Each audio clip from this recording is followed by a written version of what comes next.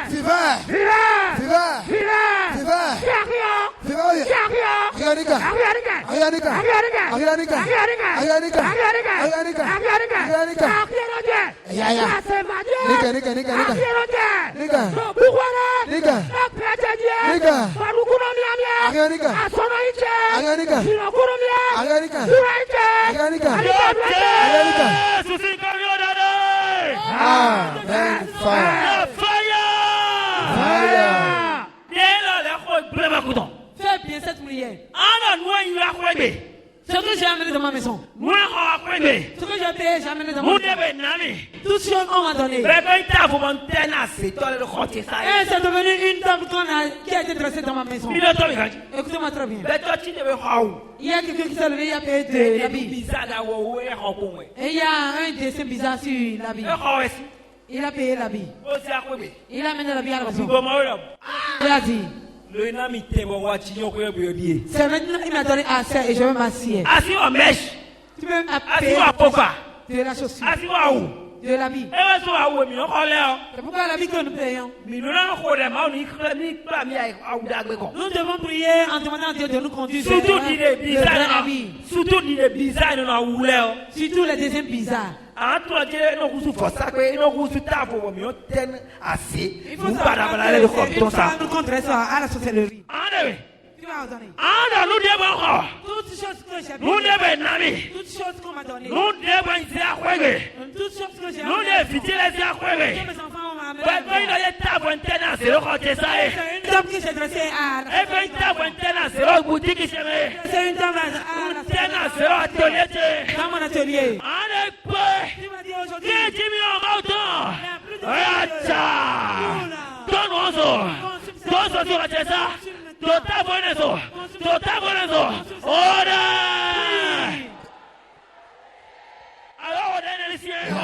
Nous debout, arrivé quoi? Alors, Nami, bon, c'est un web. Ben, quand tu as dit ta voix, bon côté, bah, c'est un petit. Le bon monsieur, et à quand on le canton, et à l'ISO. Non, l'ISO. L'ISO. L'ISO. L'ISO. Nous debout. On a des inscrits dans la prière. Dame, pas de. Demande à celui qui a que le doigt, c'est la prière que tu viens de faire. Tu n'as pas compris la prière. On a payé de la pouvoir elle a parlé. On a payé de la plastique et elle a parlé. Tu ne connais pas l'Afrique dans la tu ne connais pas la sorcellerie dont on parle. Hein? T'es vivant dans où? T'es vivant? Et dans où? Amélie sait danser. Hey! D'ailleurs, à comprendre. Tu n'as pas compris la prière. Je t'ai donné la prière des choses qui sont cachées. Toutes choses qui travaillent, tu ne sais pas. Toutes choses qu'on t'a données. Toutes choses que tu as payées. Toutes choses que tu as ramenées à la maison. Que tes enfants ont ramené à la maison. Que ton mari a ramené à la maison. Et c'est cette chose, une dame qui a été dressée à l'ennemi dans ta maison.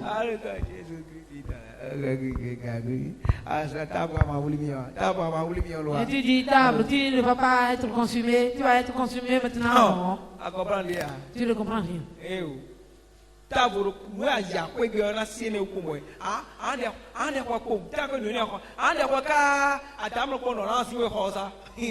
La chose que tu as amenée à la maison, c'est ça qui va faire que tu vas prier fatigué. On a amené un livre à la maison. Et à cause de ça, la nuit, on a commencé à faire des mauvais rêves.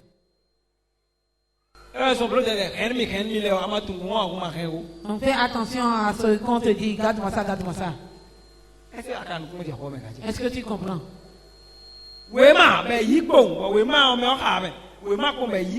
Papier. La personne a amené ça. Et la nuit.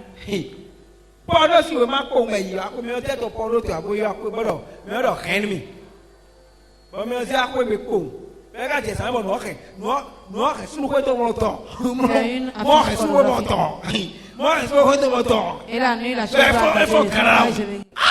et la chose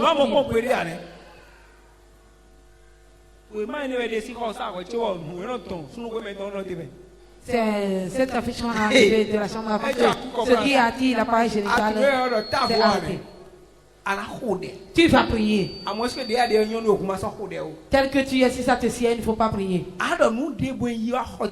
Toutes choses qu'on a amenées, que j'ai amenées dans ma chambre, que mon enfant a amené dans la chambre, toutes choses qu'on m'a données, toutes choses que j'ai payées, j'ai amené à la maison. Et c'est une table que dressée à l'ennemi. Et ils viennent manger dans ma chambre. La pluie de feu de Dieu.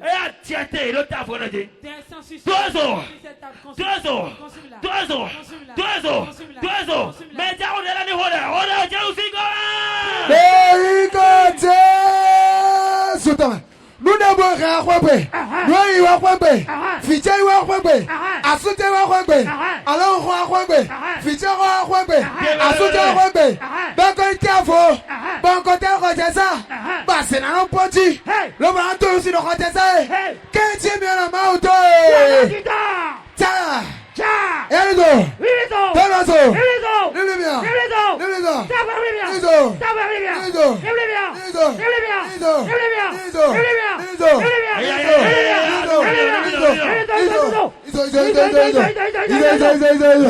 Nous debout. Et qu'on a fité. Ben on a ben on t'a dit ça. Et ya. On t'a dit ta voix. Bah c'est dans nos petits. Bah on aussi. Elizo. Elizo. Elizo. Nizo. Nizo. Nizo. Afakaya. Afaya. Kanuya. Togotoya. Awaya. Kochaya. Alichaya. Afachaya. Nizo. Nizo. Isawaya. Boteya. Kleya. Pafeya. Mechiya.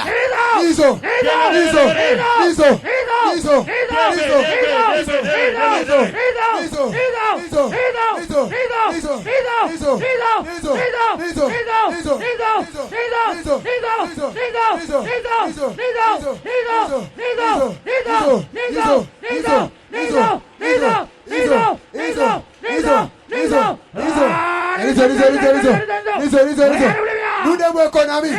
Nous sommes amis. Allez, nous afficher. Nous soutien. Nous assiter. Nous rappeler. Nous compter tabo. Nous mettre dans nos côtés. Nous attendre aussi. Quel team est dans auto? Ça doit être toi. Deux so.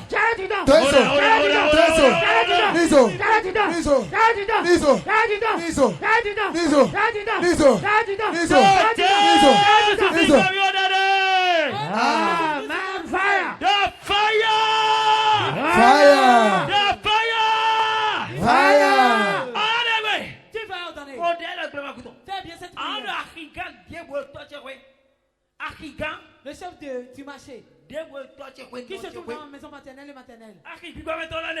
Je parle du marché spirituel.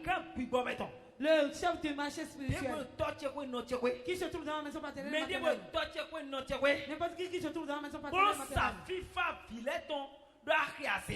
Qui vend appelle des enfants dans le marché spirituel. Qui va la des enfants dans la famille, dans le marché des dans le marché des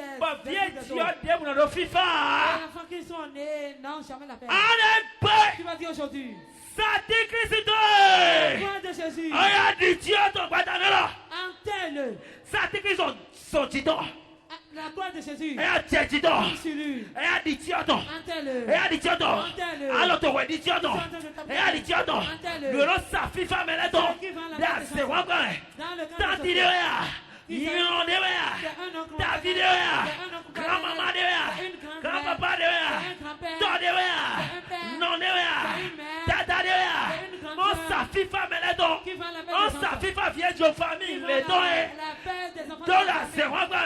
Mami wa mame, sati Kristo, oh tito, oh ya di tito, ora, hey bache, sudara, akikandebu, ora, ero noche we, netita, FIFA meleto, rebo bobo sara baba,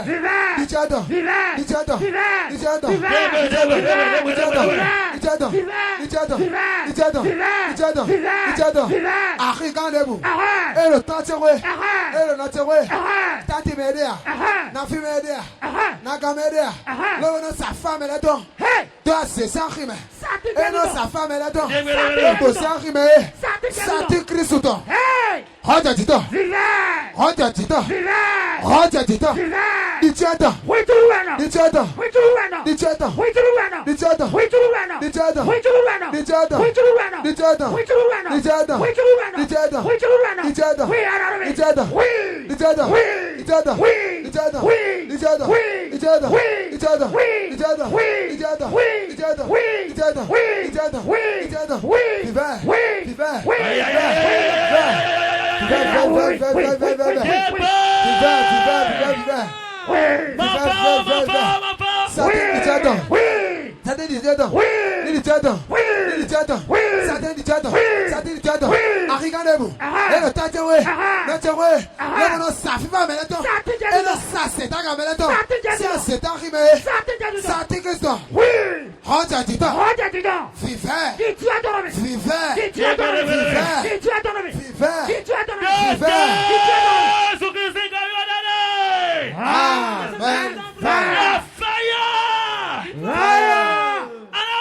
Tu vas prier.